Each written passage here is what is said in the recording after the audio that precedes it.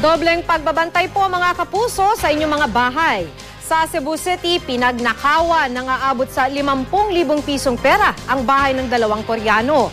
May isa namang kasambahay ang pinaghahanap matapos pagnakawan ang mga amo. Nagbabalik si Bex May Humawas ng GMA Cebu.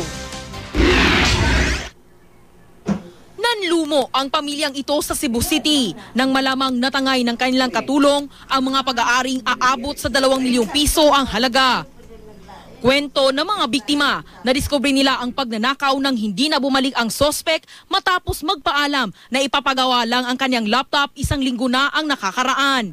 3 buwan lang na namasukan sa mga biktima ang sospek bilang katulong. Naniniwala ang mga biktima na hindi lang sila ang naloko ng sospek na nagpakilalang Maria Elena Madahe.